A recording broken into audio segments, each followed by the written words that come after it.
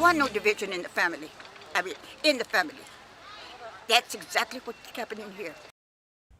Neighbors pushing to preserve a piece of history in East Austin. They want the city council to vote against a proposal to rename Pan American Park.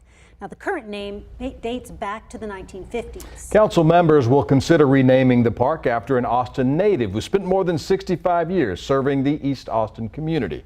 Here's KVUE's Tanvi Verma. What's in a name? To this East Austin community, a lot. To many, the Pan American Neighborhood Park is a relic of Mexican culture. And to community activist Bertha Rendon Delgado, preserving it in its full form down to the name is important. This was an area that was very sacred to us. It still is. East Austin was the first zero target of gentrification. We've been suffering gentrification now for 10 years. But the name could be changed to the Tony Castillo Pan Am American Neighborhood Park. Austin City Council will vote Thursday on whether to rename the park. Tony Castillo founded competitive sports teams and served on the Pan American Community Advisory Board. He helped elect first-time Latino office holders from East Austin. He has been honored by having 2 baseball fields in East Austin named after him.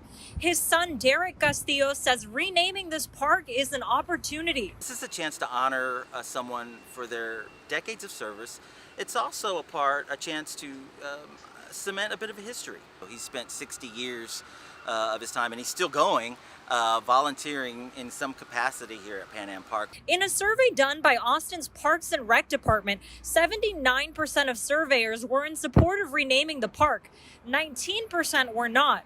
But when looking at City Council District 3, home to the park, 51% of surveyors are not in favor of renaming, and 49% are. But the community remains divided.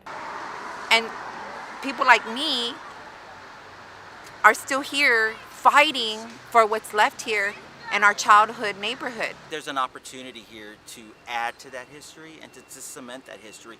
When you put someone's name on a building, on a park, on a school, it means something. To both Derek and Bertha, this park means a lot. But how they want the park to be represented comes down to what really is in a name. For KVUE News, I'm Tanvi Verma. What's in a name indeed. Thank you, Tanvi. Well, some community members are calling for a walk of fame in the park to highlight some of the people who were integral to building the park and that community.